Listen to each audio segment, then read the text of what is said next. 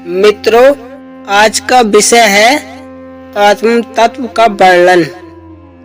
आत्मा को यक्षपी कथनीय कहा जाता है, किंतु समसामयिक सद्गुरु इसका वर्णन संकेत विधि से करने में सक्षम होता है। वह मिथ्या, माया और सत्य आत्म तत्व को भिन्न भिन्न करके समझा देता है, और यदि शिष्य अधिकारी, जिज्ञासु और श्रद्धावान होता है तो इसका वर्णन सुनकर उसके हृदय में तत्व दर्शन की इच्छा भी उत्पन्न हो जाती है। विवेक, सत्य असत्य को समझने की शक्ति केवल मानव में ही होता है, अतः मनुष्य जन्म में ही यह संभव है। भगवान सत्य और असत्य, आत्मा और माया का वर्णन करते हुए अर्जुन को समझाते हैं।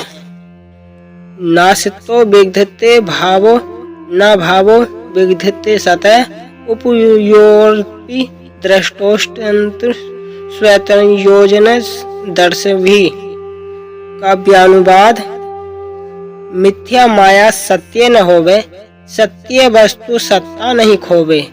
ऋषियों ने दर्शन कर जाना, सत्यातीत तत्व पछाना। अर्थात सत्य और असत्य की गंभीर गवेषण विश्लेषण करके महात्माओं ने यह तत्व देखा कि सत्य का अभाव और असत्य का भाव अस्तित्व कभी नहीं होता। अर्थात सत्य ब्रह्म तत्व त्रिकाल सत्य है और मिथ्या माया त्रिकाल मिथ्या है, जो इस सर्वव्यापक निराकार ब्रह्म तत्व को जानकर इसमें प्रवेश कर अपने जीव भाव को समाप्त कर लेता है, वही सुख प्राप्त करता है।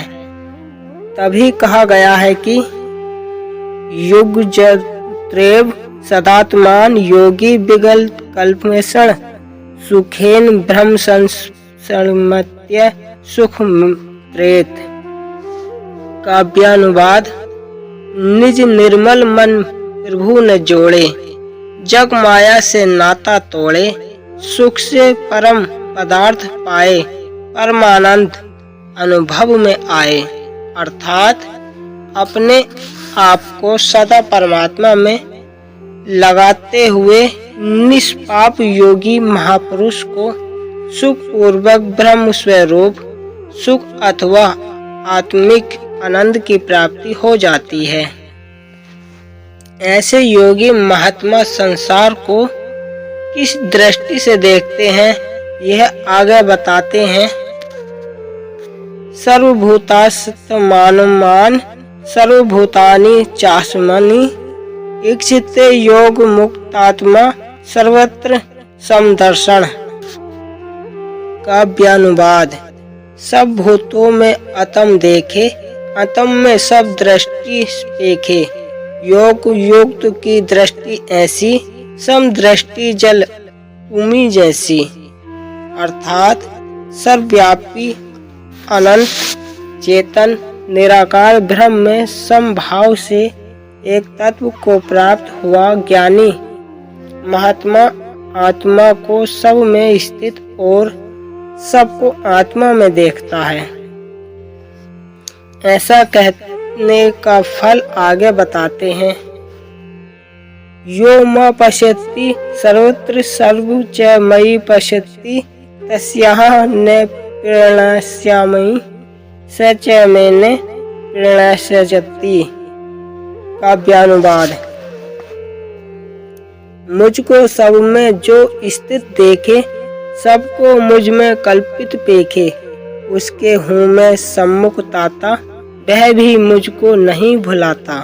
अर्थात जो सबके आत्मा यानी परमात्मा को सब जगह और सब में व्यापक देखता है और सबको मुझ परमात्मा में देखता है, इस प्रकार आत्मा की एकता को देखने वाले उस ज्ञानी के लिए मैं ईश्वर कभी अदृश्य नहीं होता और वह ज्ञानी भी कभी मुझसे अदृश्य नहीं होता।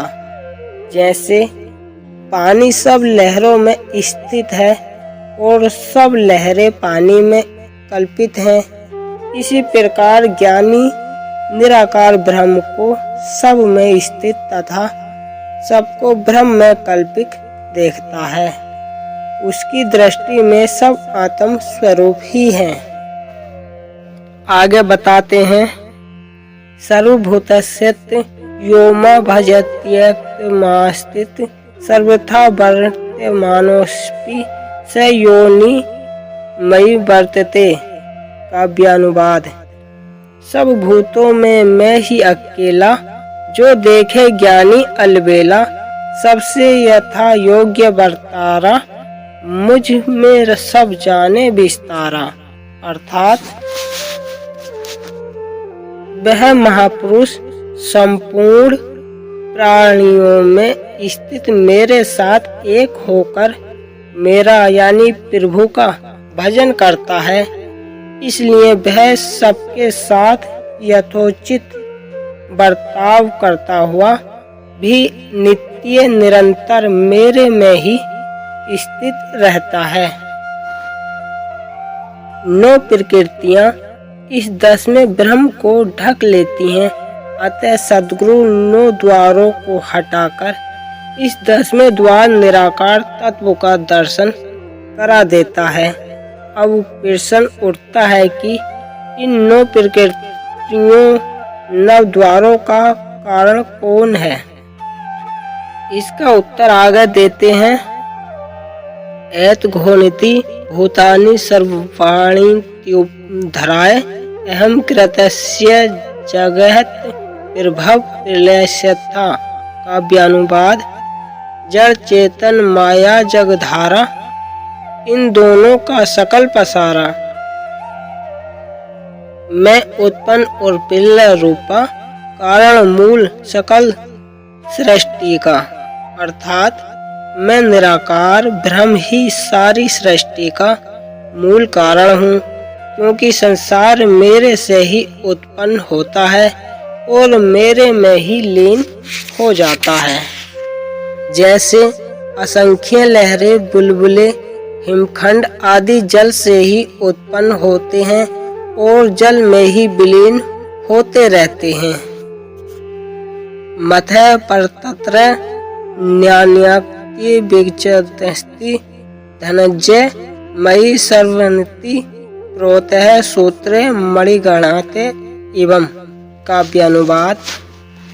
मुझसे परे और कुछ नाही, सारी सृष्टि रहे मुझ माही।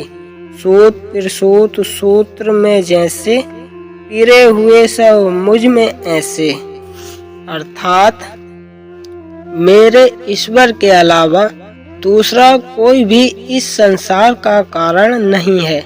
जैसे सूत की बनाई हुई मणियां, फूल, सूत के धागे में ही पिरोए जाएं तो उस माला में सब सूत ही सूत है।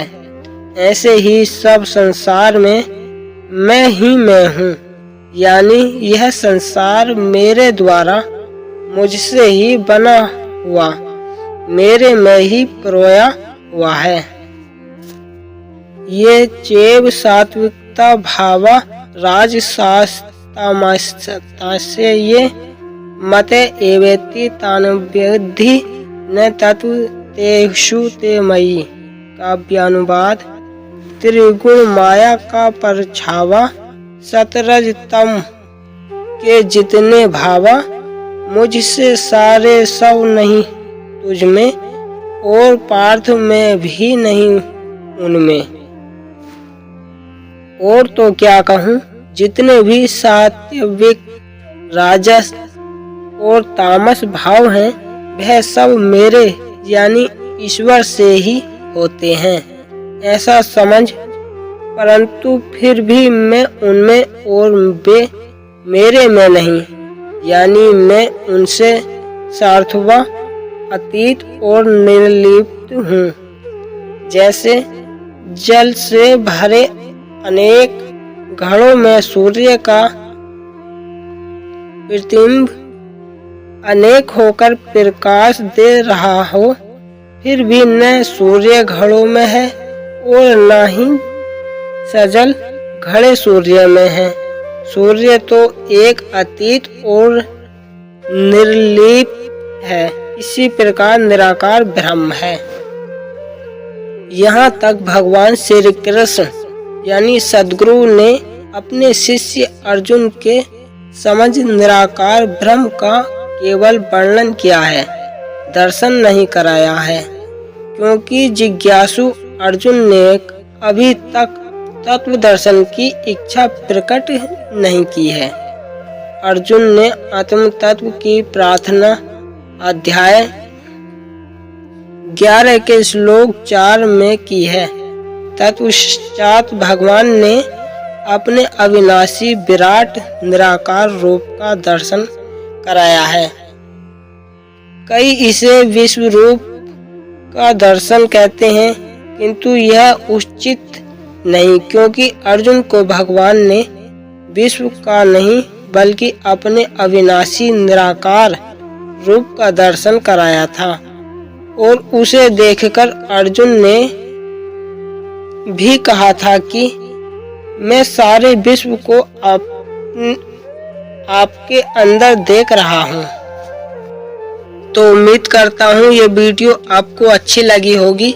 यदि ये वीडियो आपको अच्छी लगी हो तो प्लीज़ इसे लाइक करके चैनल को सब्सक्राइब कर लें।